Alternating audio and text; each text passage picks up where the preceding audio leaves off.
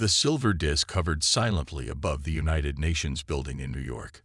After decades of wondering if humans were alone in the universe, they finally had their answer.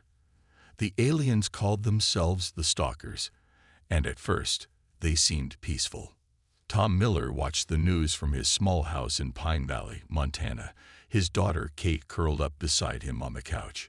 "Look, Daddy, they look just like the movies," she said, pointing at the tall, gray-skinned beings on the TV screen. The Stalkers claimed they wanted to trade technology and knowledge. Their ships were beautiful, their gadgets amazing, and their promises grand. But they had a secret reason for coming to Earth. 2 weeks after first contact, Dr. Bill Rogers made an accidental discovery in his lab. He was studying the sample of alien technology when he noticed something odd. The rare element the Stalkers used in their machines reacted strangely when exposed to human children's brain patterns. The patterns were perfect for powering their most advanced systems. The Stalkers had known this all along. They had been watching Earth for years, studying humans from afar. Adult humans were useless to them, but children were perfect. One morning, while Tom was on patrol in his police car, he got a call about a missing child. 8-year-old Jimmy from the local elementary school hadn't come home. The next day, another child disappeared, then another. The Stalkers were careful. They took only a few children at a time, from different places, trying not to draw attention. They thought humans were too primitive to notice the pattern. They were wrong. In their ship high above Earth, Commander Vex of the Stalkers watched the harvesting operation with satisfaction. "These humans are so focused on our diplomatic meetings, they don't even notice what's happening in their small towns," he told his officers. "Their technology is centuries behind ours. They can't stop us." But something was happening that the Stalkers hadn't planned for. In Pine Valley, Officer Tom Miller was putting pins on a map in the police station, marking where children had disappeared. The pattern was clear, too clear to be random. "Chief," Tom said to his boss, "something's not right. These aren't normal missing person cases. The children are vanishing without a trace. No evidence, no witnesses. It's like they're just being lifted away." That same evening, Kate was playing in the school playground after classes.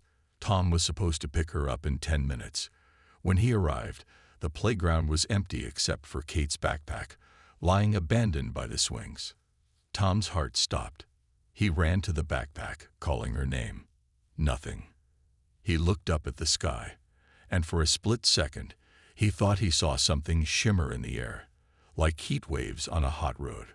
The local news reported another missing child, but this time was different.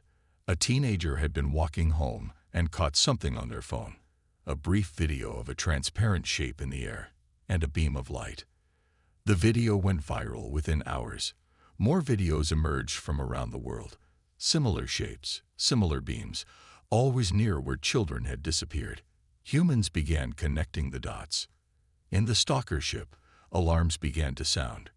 "Commander," an officer reported, "the humans are spreading information about us across their global communication network. They're starting to figure it out." Commander Vex laughed. "Let them. What can they do? Their weapons can't reach us. Their technology can't detect us. By the time they organize any response, we'll have all the children we need." But as he spoke those words, in military bases across Earth, generals were already meeting. Scientists were analyzing the videos. Parents were gathering their children close, and Officer Tom Miller was staring at his daughter's empty bedroom, his hands clenched into fists. The Stalkers had made a terrible mistake. They had believed humans were primitive because of their technology. They hadn't understood that nothing in the universe is more dangerous than humans protecting their children. The war was about to begin. The Pine Valley police station buzzed with activity at midnight. Tom Miller hadn't slept since Kate disappeared. His desk was covered with maps, reports, and children's photos. Dark circles under his eyes showed his exhaustion, but he couldn't stop. Not while Kate was out there somewhere. "Officer Miller," called Jack, the night dispatcher, "you need to see this." On the dispatch room's TV, A military general was giving an emergency broadcast. Behind him, satellite images showed strange objects in Earth's orbit. They weren't visible to the naked eye, but new military sensors had finally caught them. "We can confirm the presence of multiple cloaked vessels in Earth's orbit," the general announced. "These ships match the technology of our supposed alien allies, the Stalkers. They have been operating without our knowledge or permission." Tom's fists tightened. He'd been right all along. The station's phones started ringing nonstop. Parents called about strange lights in the sky. Witnesses reported seeing transparent shapes near schools and playgrounds. The pattern Tom had discovered was spreading. Children were vanishing across the globe. "Sir," a young officer burst into the room. "You need to see the school's security footage from yesterday. We found something." The video showed Kate on the swings. At first, nothing seemed wrong. Then the air above her shimmed strangely. A faint beam of light appeared, and Kate simply vanished. But something else caught Tom's eye. "Play that again," he ordered. "Slow it down." In the slowed footage, just before Kate disappeared, she threw something into the bushes. Tom raced to the playground, his flashlight beam cutting through the darkness. There in the bushes, he found Kate's silver bracelet, the one with the GPS tracker he'd given her for her birthday. Back at the station, they plugged the tracker's data into their computers. It showed Kate's location for a split second after she vanished, straight up, moving at impossible speed. Meanwhile, across the world, similar discoveries were being made. A student in Japan captured clear footage of a child being lifted into a cloaked ship. In Brazil, a security camera caught the moment a transparent ship appeared briefly over a school. In England, a teacher managed to grab onto a student being taken. The teacher's hand showed burn marks in a perfect pattern that matched the Stalker's technology. The evidence was undeniable. Earth's new alien friends were stealing their children. At the United Nations, the Stalker ambassador faced angry world leaders. "These accusations are ridiculous," he claimed. "We are peaceful visitors. Why would we take your children?" But even as he spoke, scientists around the world were sharing their findings. The connection between children's brain patterns and Stalker technology became clear. The truth could no longer be hidden. Tom sat in his patrol car, listening to the radio as the world changed. Military forces worldwide were mobilizing. The Stalker ambassador had vanished, their diplomatic ship disappearing from New York. Their true intentions were exposed. His radio crackled. "All units, be advised. Military satellites have detected increased activity from cloaked ships. They appear to be preparing for a large-scale operation." Tom looked up at the night sky. Somewhere up there, Kate and hundreds of other children were trapped. The Stalkers thought they could take what they wanted because humans seemed primitive. They were about to learn how wrong they were. His phone buzzed. A message from military command to all law enforcement officers. "Operation Guardian beginning. All personnel report to designated rally points." This is not a drill. Tom started his car. As he drove toward the rally point, he saw other parents on the streets, gathering their children, hurrying them inside. They all knew now. The peaceful first contact was a lie. The Stalkers had come as predators, thinking Earth would be easy prey. But they had made one crucial mistake. They had threatened the children of Earth. And now, humanity would show them exactly why that was the worst mistake they could have made. The breaking point had been reached. There was no going back now. For the first time in human history, the world moved as one. Inside the emergency United Nations session, former enemies sat side by side, all focused on a single goal: getting their children back. "All military forces will operate under unified command," announced the Security Council. "National borders are temporarily suspended for this emergency. Every country's resources will be available to all." In underground bunkers across the globe, scientists worked frantically. They had pieces of Stalker technology from their diplomatic gifts, technology that now revealed its true purpose. Each device contained components designed to scan and analyze human children. "Look at this," Dr. Adams said, pointing to a holographic display in his lab. "Their ship's cloaking technology has a weakness. It flickers for just a microsecond when they activate their lifting beams. If we can track that flicker..." Military satellites were reprogrammed. Radar stations adjusted their frequencies. Slowly, the invisible became visible.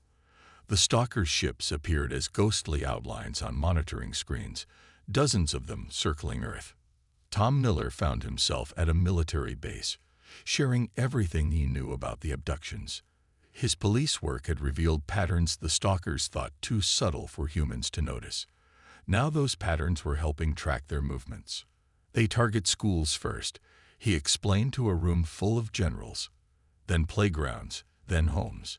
They think we're too disorganized to connect the dots between cities and countries. That's their weakness. They underestimate us." Parents across the world organized into neighborhood watch groups, using simple tools like mirrors and prisms to detect the slight light distortions that revealed stalker ships. They created emergency alert networks using old-fashioned radio equipment that the aliens couldn't easily track. In India, a group of engineers discovered that certain frequencies of sound disrupted the stalkers' cloaking technology. In Russia, scientists found ways to track their energy signatures. Brazilian computer experts learned to predict their movement patterns. "They think we're primitive because we still use simple machines," said Dr. Lee in South Korea. "But that's our advantage. Not everything needs to be high-tech to be effective." The stalkers watched from their ships, confused by humanity's response.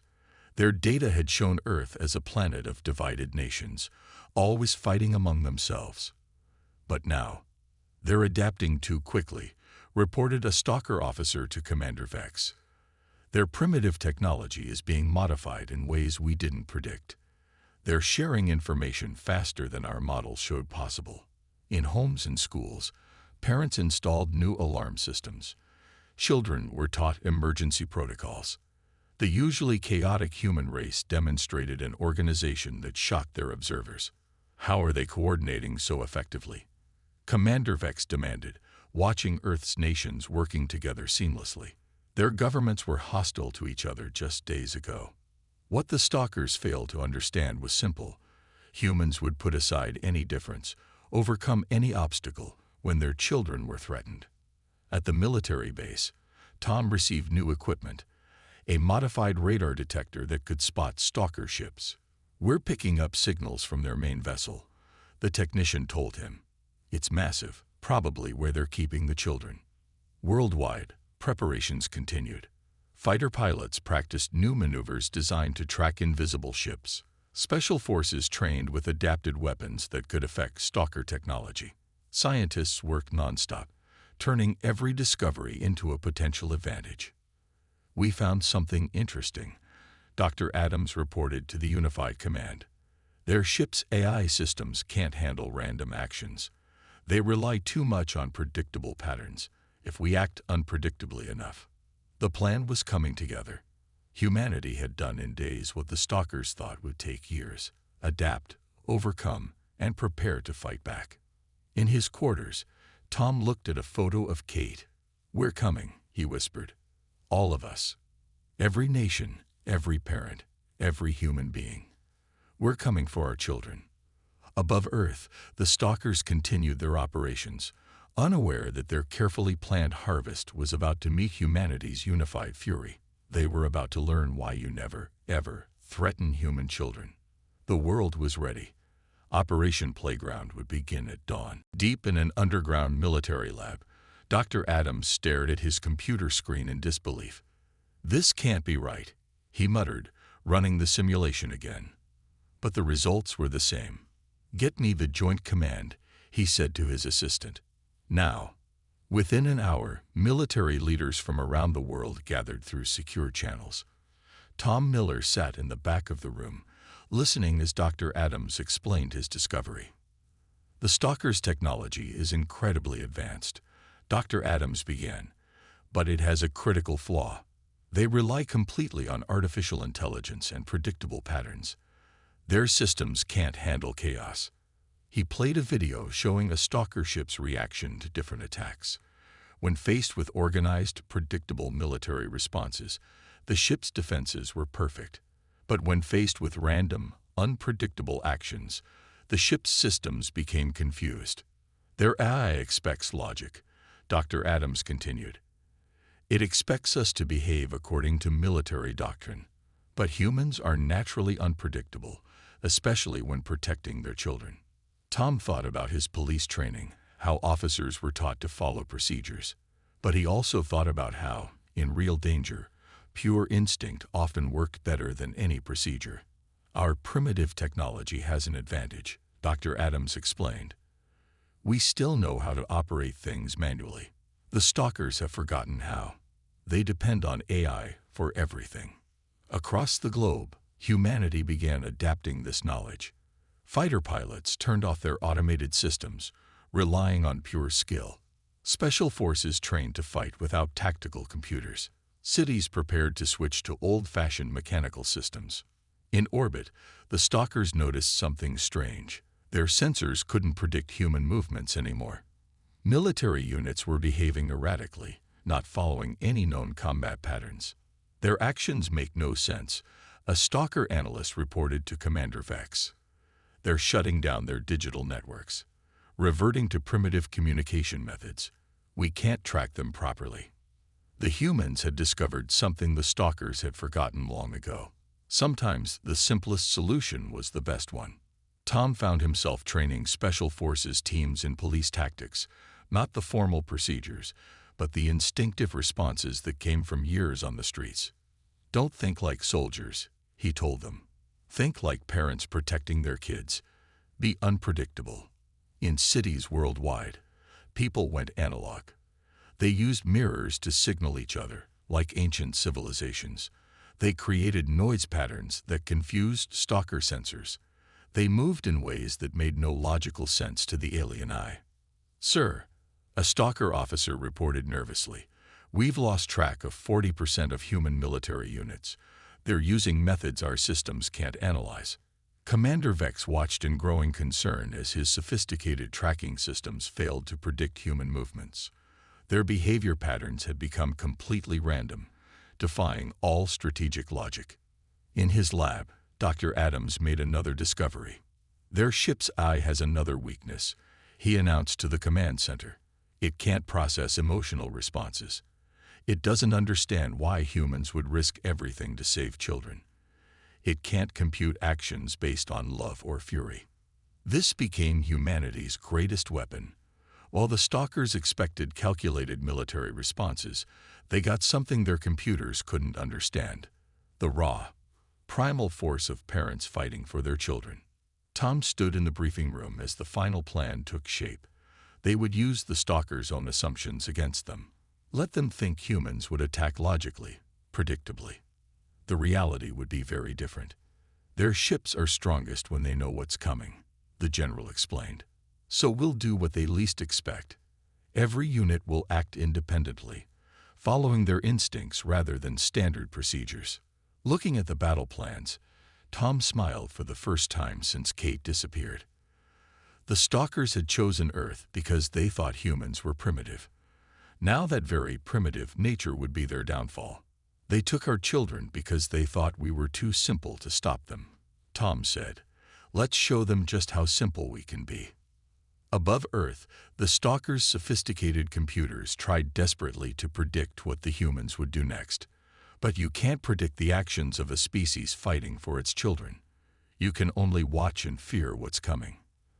The rescue mission was about to begin, and it would be unlike anything the stalkers' advanced AI could comprehend. Dawn broke over Earth with an eerie silence. Then, all at once, chaos erupted. Fighter jets screamed into the sky, flying in random patterns that made no tactical sense. Ground forces moved in scattered formations that defied military logic. Every human soldier and civilian acted on pure instinct rather than strategy. The stalkers' AI systems struggled to process the mayhem. "We can't predict their attack pattern," reported a panicked officer to Commander Vex. "Their movements match no known military doctrine." Tom Miller sat in a stealth transport with his Special Forces team. While the main assault created chaos above, Their mission was clear: infiltrate the main stalker ship and find the children. Their transport was deliberately simple: minimal electronics, mostly mechanical controls that the stalkers couldn't easily detect. Remember, Tom told his team, don't think like soldiers. Think like parents. Be unpredictable. The first part of the plan worked perfectly. While stalker ships tried to track organized military units, they completely missed the small transport rising through their defense screen. The aliens were looking for sophisticated technology, not the nearly primitive vessel carrying Tom's team. In orbit, the stalkers' command structure was falling apart. Their ships, programmed to respond to logical attack patterns, couldn't handle the random nature of humanity's assault. Fighter pilots turned off their computers, flying on pure skill and emotion, making moves no eye could anticipate. Multiple hull breaches, shouted a stalker officer as Tom's team cut through their ship's outer wall using simple thermal charges. The ship's AI had been watching for high-tech weapons, not basic explosives. Inside the massive ship, Tom led his team through winding corridors. They carried modified police equipment, simple tools that worked better than military gear against the stalkers' defenses. Years of police work had taught Tom that sometimes a basic approach was best. They found the first stasis pods in a vast chamber. Hundreds of children floated in suspended animation, including Kate. Tom's heart nearly stopped when he saw her, but he forced himself to focus. They had a job to do. Their security systems are failing, reported one of his team members. They can't track us because we're not using standard tactical movements. Around Earth, other teams were boarding different stalker ships, all using the same principle: act on emotion and instinct, not military training. The aliens' sophisticated defense systems were useless against humans who weren't following any logical pattern. Commander Vex watched in horror as his fleet fell into chaos. How are they doing this? Their technology is inferior. Their tactics make no sense. The answer was simple, though the stalkers couldn't comprehend it. Humanity wasn't fighting with technology or tactics. They were fighting with the raw, primal force of parents protecting their young. Tom's team began freeing the children, using simple mechanical releases rather than trying to hack the pod's computer systems. Other rescue teams reported similar successes across the stalker fleet. The aliens had never considered that humans would bypass their advanced technology entirely. All teams, begin evacuation, came the order. Ground forces will continue random engagement to cover the retreat. As they carried unconscious children to their transport, Tom saw something remarkable through a viewport. Earth's combined forces were creating complete havoc. Ships flew in crazy patterns, ground-based weapons fired in random sequences, and communication was being done through old-fashioned light signals that stalker computers couldn't decode. Kate stirred in Tom's arms as they reached their transport. "Daddy," she whispered weakly. "I've got you, sweetheart," he said, fighting back tears. "We've all got you." Across the stalker fleet, similar scenes played out as rescue teams recovered children. The aliens' mighty armada, defeated not by superior technology, but by the simple, desperate love of parents for their children. As their transport descended toward Earth, Tom looked back at the stalker ships, now in disarray. They had learned a costly lesson. Sometimes the most primitive force, a parent's love for their child, was the most powerful weapon of all.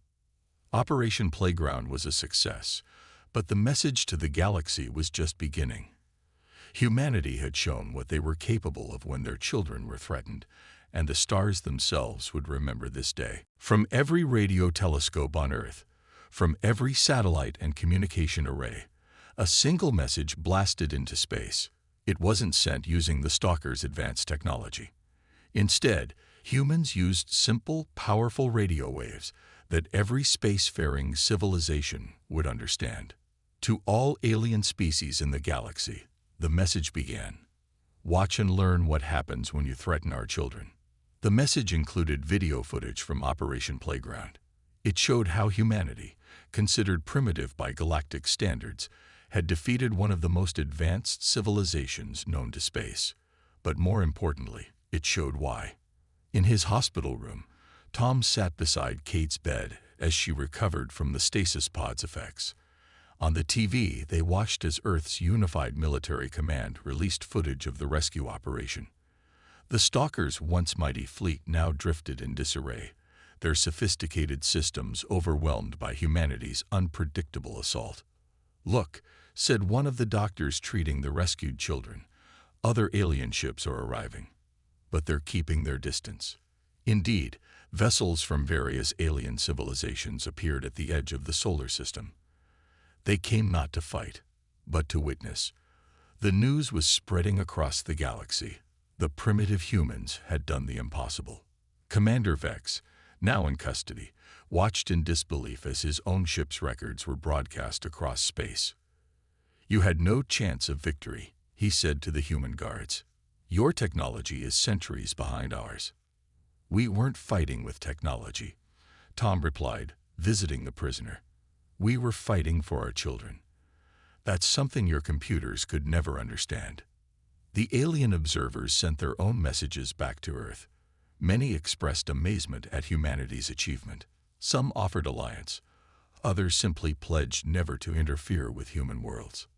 "The humans demonstrate a quality we had forgotten," wrote one alien observer.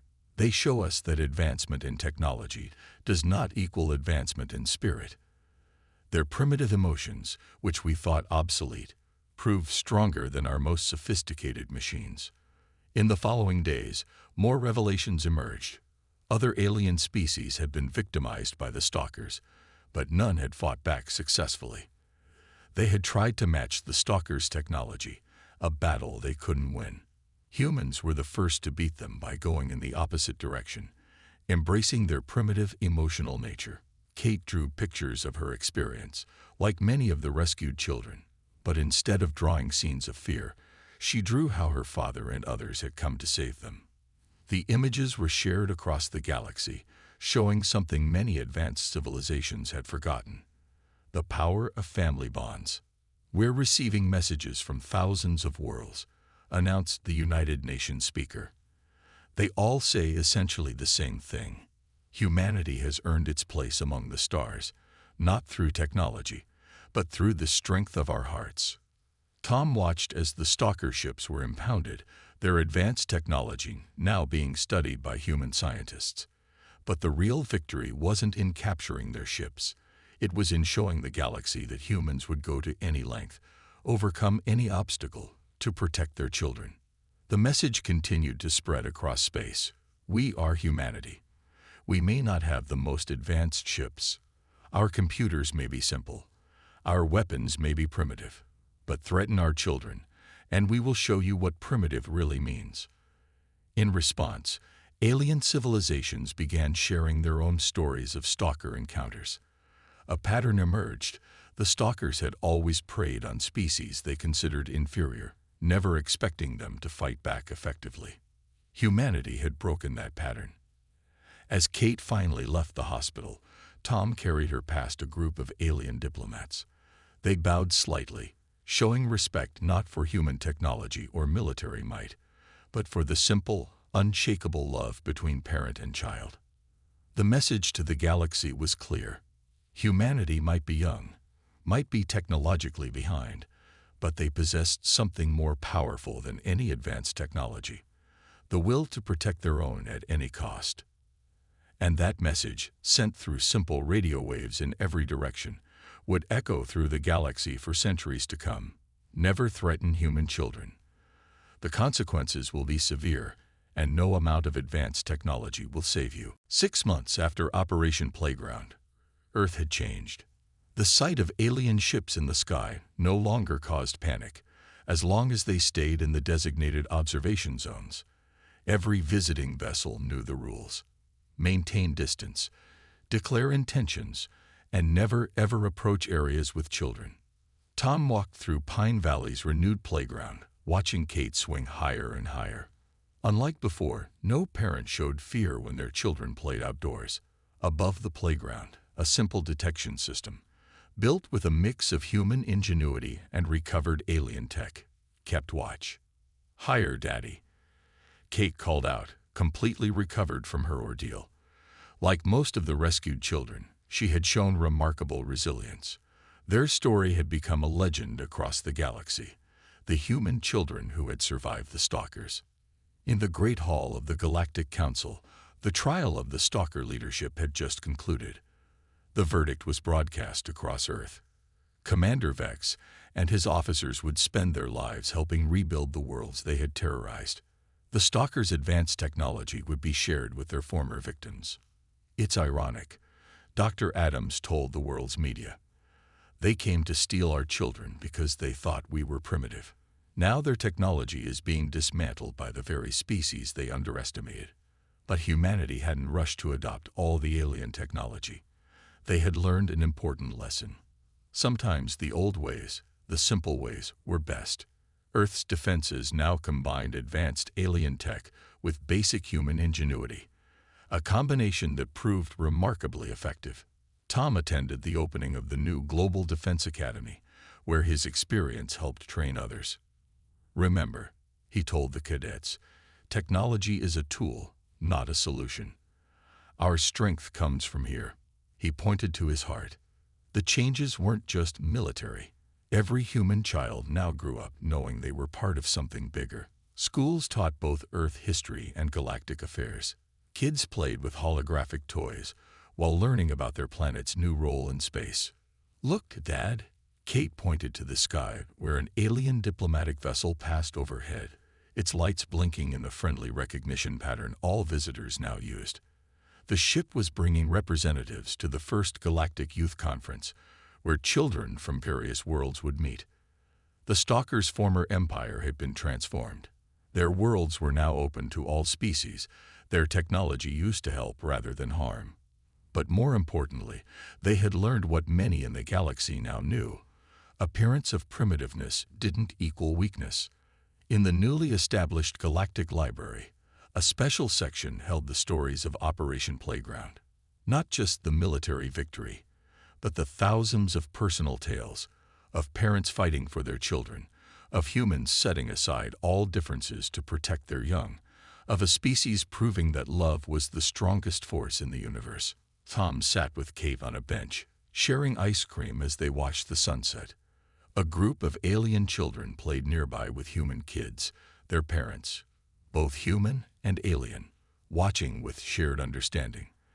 The universal language of protecting one's young had created bonds stronger than any technology. Daddy, Kate asked, do you think the bad aliens will ever come back? Tom smiled, looking at the simple silver bracelet she still wore, now upgraded with both human and alien protection technology. No, sweetheart, the galaxy learned its lesson. Nobody messes with human kids. Above them, Earth's new defense network kept its quiet watch. But it wasn't just the technology that protected them. It was the reputation humanity had earned. Throughout the galaxy, the story was told. On a small blue planet, a supposedly primitive species had proven that the strength of parents' love could defeat the most advanced technology. The message was clear and would echo through space forever. Earth was open to friendship, trade, and peaceful exchange. But threaten their children, and humans would respond with a force no computer could calculate. The simple, unstoppable power of protecting their own. In the end, humanity's greatest weakness, their emotional, unpredictable nature, had proven to be their greatest strength. And now, as Earth took its place among the stars, that lesson would never be forgotten. Never again would anyone make the mistake of thinking humans were easy prey. Never again would anyone threaten their children. The galaxy had learned. Sometimes the most primitive force, love, was the most powerful of all.